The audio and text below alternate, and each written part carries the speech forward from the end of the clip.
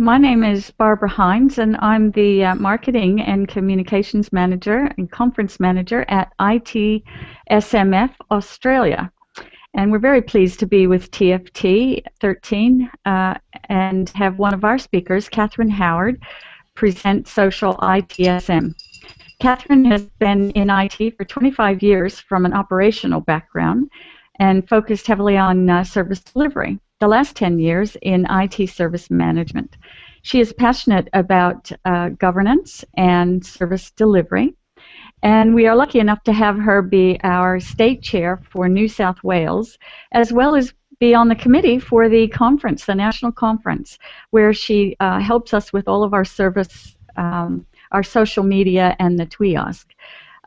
She feels that social media is changing the way that we work as professionals, and we as knowledge workers need to change our techniques and skills for how we engage. So may I present to you Catherine Howard, speaking to you on social IT service management. Thank you, Catherine. Thank you so much for the warm welcome, Barbara. It's great to be here. I love talking to people about service management, and when you mix it up with social media as well, that's even more fun. So without further ado, let's get the show on the road. Before I launch into my presentation, I'd just like to take a minute to explain a little bit about who ITSM Australia is that I'm speaking on behalf of. We're part of a global organisation that's dedicated to IT service management with over 60 chapters and 70,000 members worldwide. As a member organisation, it's run primarily by volunteers to support our membership. We have a national board of management and 7 state branch committees, plus we have a small national and conference staff. The Australian team focuses on providing professional development plus products and services to our members. We promote awareness and adoption of best practice and endeavour to lead continuous improvement in IT service management. If you're located in Australia, some of the benefits you can expect from being a member are here. The primary ones being the professional development opportunities of seminars, special interest groups, and the national conference. Key also to our community is our connectedness and our networking opportunities.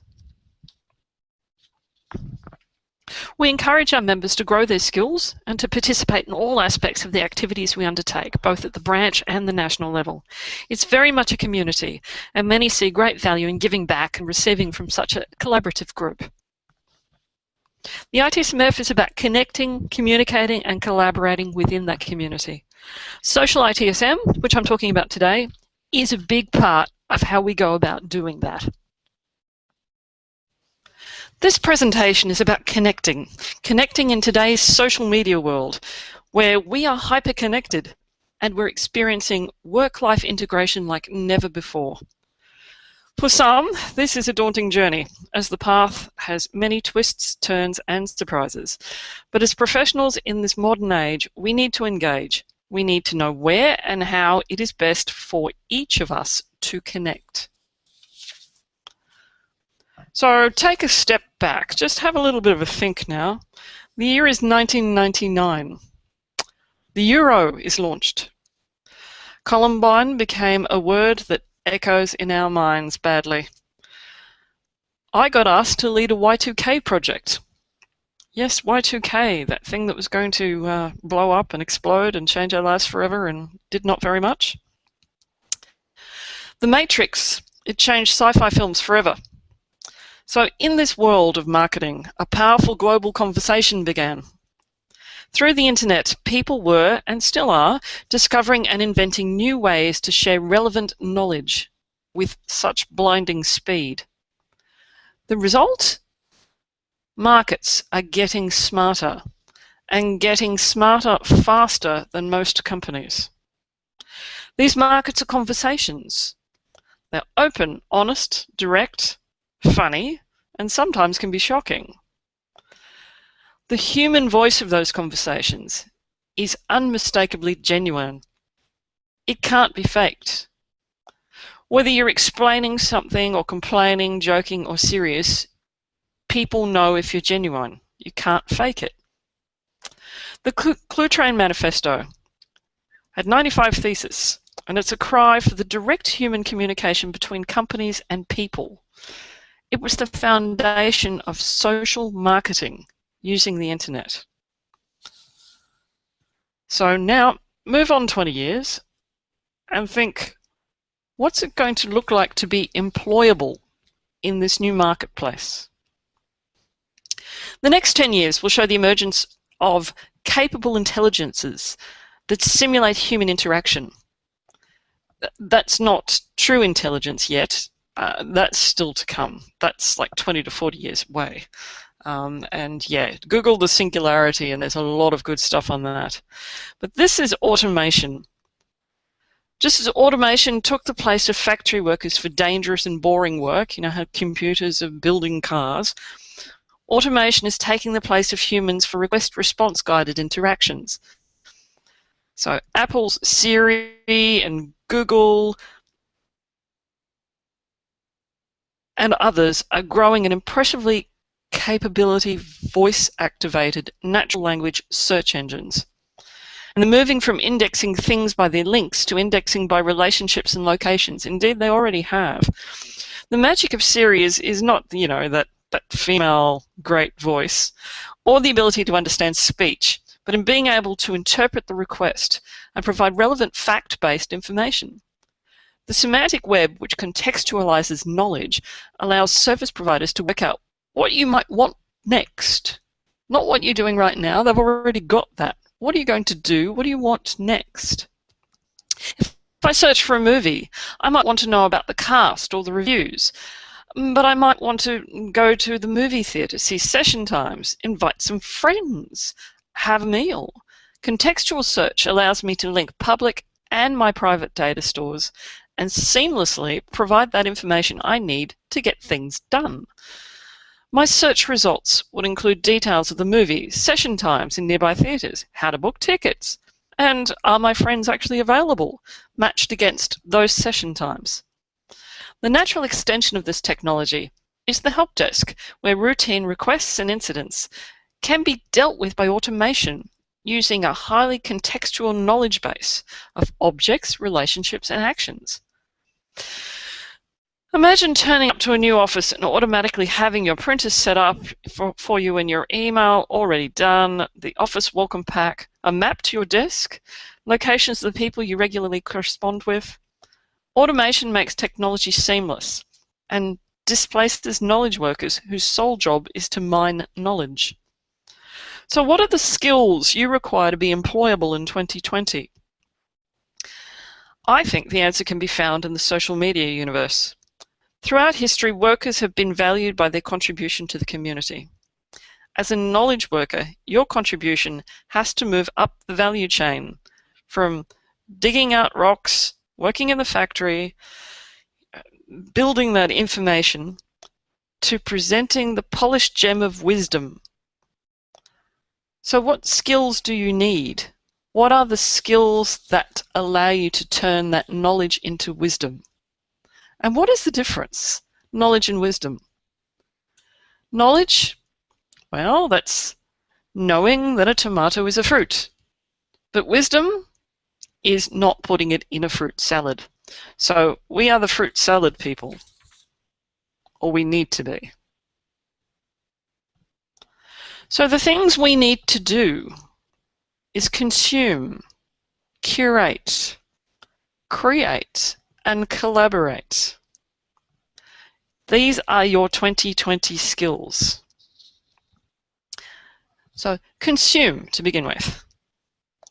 So read, basically, read. Read lots of things. Read things that interest you. Follow interesting people. Understand and analyze what you read. Be focused about how you manage your attention, because there's a lot of things out there. And use others that you trust and you follow to help you manage that flow. Curate is the next step. So share a stream of things that interest you and add value to the conversation. Or at least tell people why you're sharing them rather than just random thoughts. Just like a museum curator presents the best specimen in a context that allows your audience to understand it. Curate. Create. Give back by sharing your knowledge, your experiences, your values. So from 140 characters in a tweet to a book or a blog, give back that piece of wisdom. So knowledge. Wisdom is knowledge in an applied context. Collaborate. So don't limit your creation to your own efforts, because that's limiting the whole. Find other like-minded people all over the globe. That's perfectly possible in this day and age. All over. That is more than any of you could have done on your own. Your network is your biggest asset. So think about that. Your network is most of what defines you. So in 2020, what are the tools we're going to need? So this is a new trade now. We are knowledge. We need new tools. So just like the handsaw developed into a chainsaw, a hammer became a nail gun. So what do you now need when you put down email and PowerPoint? And you will put down email and PowerPoint. It's just a matter of time. So all of these tools. So consume. Yes, consume. Use all these tools and use your networks who you follow to filter and contextualize information for you. Tools that you see on the screen: Twitter, LinkedIn, Facebook, and there's a raft of others. Curate. Share freely and create a stream of knowledge through the various timelines. Don't randomly share content, but pick your channel and your audience.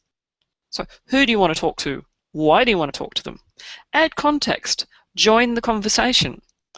Or at least respond to the content in some way. As the curator, remember, it's up to you to frame the exhibit. Create your professional body of work, your online portfolio through blogging, answering questions, creating exhibits that truly educate. Inform and advise yourself and others on topics of your choice. Collaborate. Use all the tools of the social media universe. And with all, I mean that loosely, all the ones that you choose. So, to collaborate on producing great professional works. So there's Google Hangouts, for instance, which is how I'm recording this. There's SoundCloud, which you can put podcasts on. SlideShare. There are so many tools out there, and they will change. A month from now, there will be something else. There will be something new. Something will have become out of favor in favor of something else. So add value to each other in your network. Collaborate. And be wise in who you link your brand to. You, as a new knowledge worker, it's about your personal brand. Give generously and expect to receive in return. But you do need to engage, and you do need to ask for help from your community. So these icons, they're all public cloud tools.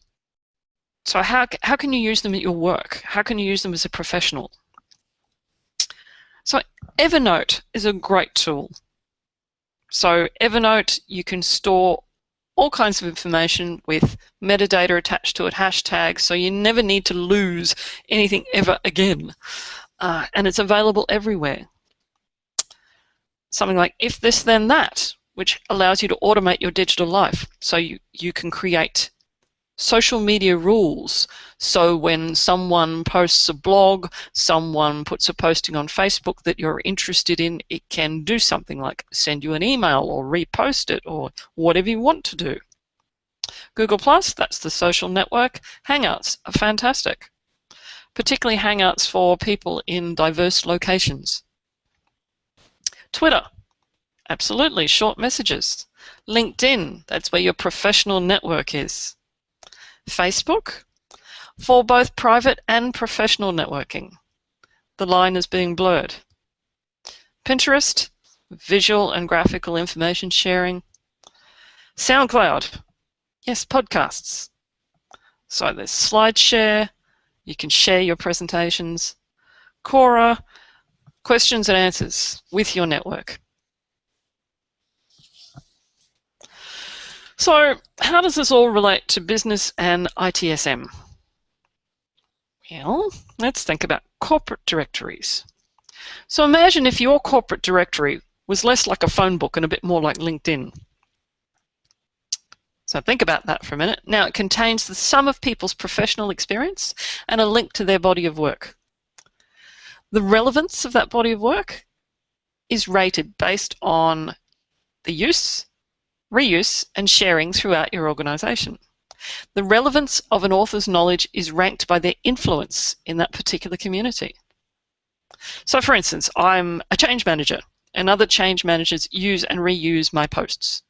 That promotes my current and future posts higher in the search results because I become then an influencer. Incident notification.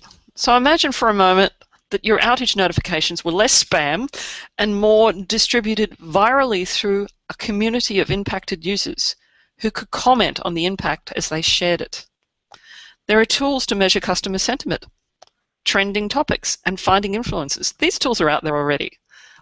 Just about every service desk tool has a social media element to it now. Your service desk could reach out to the true influencers, engage them, assure them, and use their influence to spread that message. Innovation in your communities. Many of your businesses survive because their ability to innovate effectively. The ability to collaboratively innovate across space and time is enhanced when true communities of interest are created. The Facebook community of Back to ITSM is a perfect example. Simple and effective solutions to share and create the content the community needs are generated every day. Imagine if you could harness the power of your business to generate new ideas, form teams, and execute quickly and effectively by accessing the best and most passionate of your people. You can then add value. The value of their work is on their output and their level of contribution. So social media and me. Well, what is it to me? Well, who am I for a start? Yes, I'm the New South Wales State Branch Chairperson. I'm an independent consultant. So why do I do social media? Well, for me, it's a global connectedness professional-minded individuals. I have access to luminaries and thought leadership. These things challenge the current norms for me. And this is why I do it. It's a conduit for giving back my skills and experience to the community. It maintains my professional image by collaboration with the global community. I am continually challenged to develop and adopt new concepts and ideas, which is why I'm here presenting today. I had to struggle with Google Hangouts to get this to work. I also keep it professional. Social media is a major part of how I engage in life, and it augments my physical and social engagement. Professional and social image has blurred with the multiple social media platforms. I now present a multifaceted persona. I'm not who I am at work and who I am at home. I am someone who is combined of many different things, and there will be a different flavor of me depending on what social media platform you engage with me on. Social media is an enabler, a new way of working and communicating. It allows global collaboration and global impact. And it's fun. Well, the first thing you need to do as a corporate, and well, to a lesser extent as a private person, you need a policy. So that's what the core of it is. You need to have values. Your policy should be fairly simple and understandable, but it needs to contain things like act with integrity. Don't ask for personal information in a public forum. Don't reveal private or company secrets. This sounds, sounds reasonable. Social media is a permanent record. So what you put out there is out there. So policy is a great start. It needs to have all of these things surrounding your values and your guidelines and your limits in it about confidentiality and responsibility and respect. And it's a great start, but in your organizations it has to be backed up by training, advice, and useful guidance that helps people do it. Helps people know what they should and shouldn't do and why and where and how, and if they don't understand or have an issue, who to go to find out.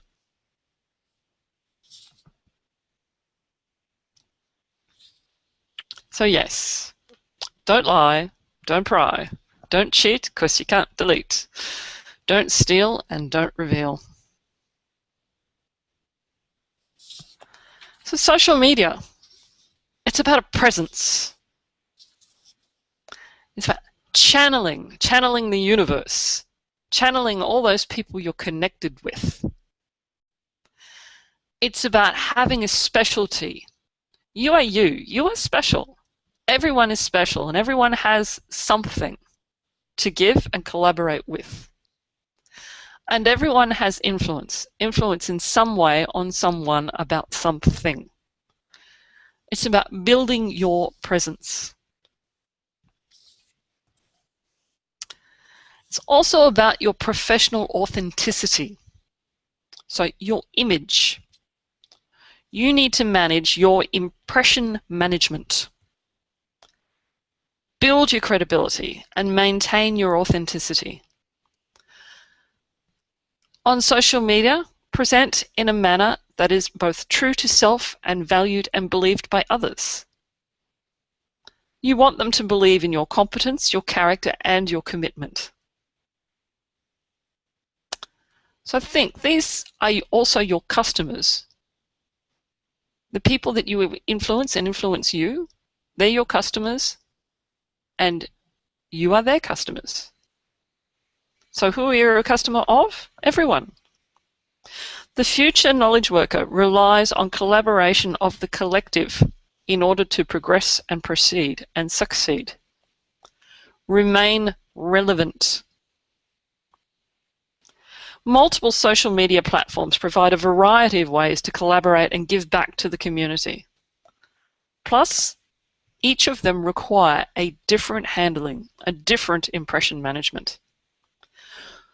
So adopt a strategy, a variety of ways for managing your various social identities. As I said, it's fun as well. Engage, educate, and entertain.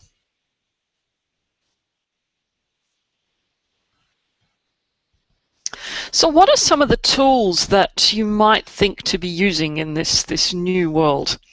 So Twitter's one that I use day in, day out. It's quite useful, but just be wary that Twitter is a bit like drinking from a fire hose through a straw. So don't get hung up on reading everything. So there is so much stuff being tweeted out there, so you cannot possibly keep up. So don't get hung up on that. So use others, follow others you trust, and share their interesting things. So be careful who you follow. Find people who share good stuff and share their experience. I follow various thought leaders. So for instance, Servicesphere, which is aka Chris Dancy, tweets a lot of IT service management things. The IT Skeptic, a guy by the name of Leadership Freak. So there's people out there to find. So go out searching for content. and find the thought leaders, find the people that you're interested in. Don't just retweet everything, add some context, respond and add to the conversation. Find interesting things outside the mainstream. So people are talking about books and other papers, different conversations, spark new ideas, new thoughts. To do this, search on hashtags. So #LeadIt, you'll find everything to do with the IT Service Management Conference. Other things like PMO, you want to know about project management, ITSM, KM for knowledge management. There's many other things.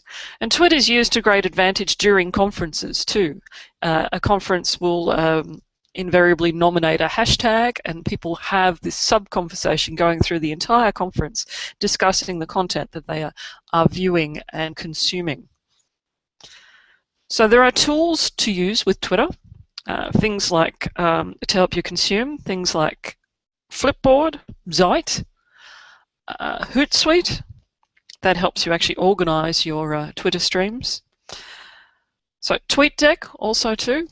So there are a bunch of tools out there and they will change daily. So, but Twitter is really very useful and it's short. It's 140 characters, so quick grabs. You can monitor your stream and quickly get on with life. LinkedIn and Facebook. Yes. So I know a lot of people who separate their LinkedIn and Facebook personalities quite distinctly between their professional look, which is the LinkedIn, and their social look.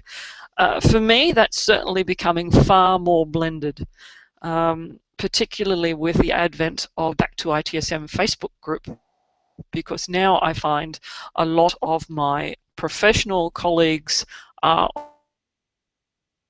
on Facebook and connecting there as well as LinkedIn. So LinkedIn is definitely your resume plus plus plus. So you there have your personal profile where you will store your body of knowledge, your body of work. You can tell people who you are, what work you've been up to, what you've been doing for your professional life, and who you connect with, what discussions you engage in. There are groups on LinkedIn, groups for any kind of professional context. There's a group for the ITSMF chapter. There's a group for knowledge management. There's a group for networking. There's a group for just about anything that you can imagine. So where like-minded people come together to consume and create and collaborate. Facebook also does these things, but puts it in a bit more of a, I suppose, a bit more fun and social contextual way. So Facebook allows you to create events. It also has discussions and Q&A, and you can get updates on people you're interested in. So to me, they're blurred, but the face that I have on Facebook is certainly a bit more fun. My avatar in Facebook is a bit more fun, whereas the one on LinkedIn is definitely one of professionalism. And the two of them I dip in and out of pretty much daily. LinkedIn maybe not quite so daily, but definitely at least every 3 or 4 days. And Facebook maybe once every 2 days or so for me. You need to identify what the tools are that will work for you and where you need to be and what your level of commitment to which tools and where are the people that you want to engage with. So what tools are they using? Now, we're in a new society. So when the social norms change, when new tools appear, new things happen, etiquette changes too.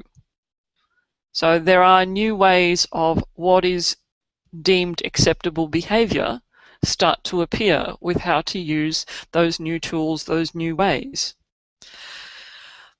The basis of those new etiquette rules, though, is not really particularly different from they ever were. The basis is really about respect, respect for other people. And manners matter. But think about this. All you really need to know, you actually learned in kindergarten. Now think about that for a minute. Share everything, play fair, don't hit people, Put things back where you found them. Clean up your own mess. Don't take things that aren't yours. Say sorry when you hurt somebody. So, yes. So all of those things, you learnt them in kindergarten. They still apply. They apply when you go out in the world. And when you go out in the world, you watch out for traffic, you hold hands, and you stick together. So it's about respect. So remember where you are. So whether you're in a Twitter stream, whether you're on Facebook, whether you're on LinkedIn, be very aware of the people you're engaging with. And be polite. So very much think about it. It's when you post on any social media, it's out there forever. So basically don't post things you don't want your grandmother to see or your boss to know. You know, be sensible about it. So don't do things that you might be sorry for later. Or if you are, be sorry for it quickly. Apologize. Get back on track. People will understand. So you are human, and sometimes people lose it. So be good about coming back and actually engaging with your community, being a human being. So respect is the essence of etiquette. So the new etiquette is no different from the old etiquette. It's all about respect. And go back to that policy that you identified, that your own individual policy and your corporate policy. How are you expected to engage in this new medium? So how do you measure? How do you define success? Well, it depends on how you define success. So look, some people measure success as being the top of the Google search. That's never going to work for me. You put my name in a Google search and you get Henry VIII's fifth wife. So that's never going to work. But other things like Clout Score, Peer Index, they don't really work for me. They're just a number. I ignore them because I started to watch them and then I got a little bit self-obsessed. So I don't feel that I'm competing with other people. So my measure of success is being part of a powerful network, being able to influence others who then influence me. So being able to call on other people, either for a hand, for opportunities, or also being able to help them. Success to me also is remaining relevant. And unless we engage as knowledge workers with these new tools of our trade, we will not remain relevant. We live on an awesome planet in a technologically advanced time and enlightened time. Success is being capable of continual engagement with that. It's also part of your professional brand. So work out what measures work for you. So engaging with the conversation, starting and continuing a conversation is key. So I measure success through commitments and reshares and things like likes and favorites and people retweeting my tweets. But yeah, don't get hung up on it. Yeah, a Clout Score isn't that much to me, but some people it is. So it's a minefield. So what do I do now? I've talked about a few tools. I've talked about Twitter, LinkedIn, and Facebook primarily. So there are the places that I engage. There are many, many others. There's Pinterest. There's Google Plus. Yeah, there's many, many places you can be. You need to be wherever your people are. You also need to be a little bit careful. So make sure that your profiles are not sharing things that you don't want to share. So particularly with something like Facebook that changes the security settings every other day. So you need to be really aware that you're not giving out information that you don't want the entire planet to see. So just be careful with that and it will be fine. There's no need to panic about it. It's a case of you just need to be aware and be careful, like anything else in life. So what are my top tips for actually engaging? Well, definitely listen a lot. Read and listen. Any great conversation starts with people listening well. So share generously. Give your time and attention. So reshare with people who influence you. So you see a great tweet, pass it on, because there are people who follow you. Be authentic, and that's key. Keep it real. If you're fake, people will pick it very, very quickly. They know. So if you're being self-obsessed, self-absorbed, no time for anyone else, no one's really going to be interested in you. So be authentic. Engage. So transition from growing your social graph to expanding your footprint in your interest graph. So what does that mean? Yes, your social graph. Yeah, that's all about who you're connected to. But perhaps grow into what are your interests. Use your locality and context so that people know where you are, who you are, what you're doing. Definitely be the real you. And that's nothing I can't say strong enough. So the real you is very important. So, being social, what does it mean in the ITSMF community? Well, it means a few things. A year ago, only half of these platforms we were visible on, but in Australia, you can connect with us on all of these places. So yes, to a more or less extent. And we don't expect that everyone is going to be in every place. And the information that's shared is different and the tone is different in each place. So you as an individual will also share in different places in different ways. So the LinkedIn group. There's lots of discussions in LinkedIn about our upcoming seminars, you know, the fun that we had as well. LinkedIn is a little bit of a mix. Twitter, definitely there's a conversation going on, particularly around conference time with the Lead It hashtag.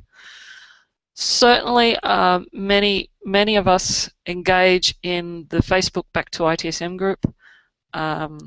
Photos up on Flickr, YouTubes, they're all out there. So, and you as an individual, you work out where you wish to engage.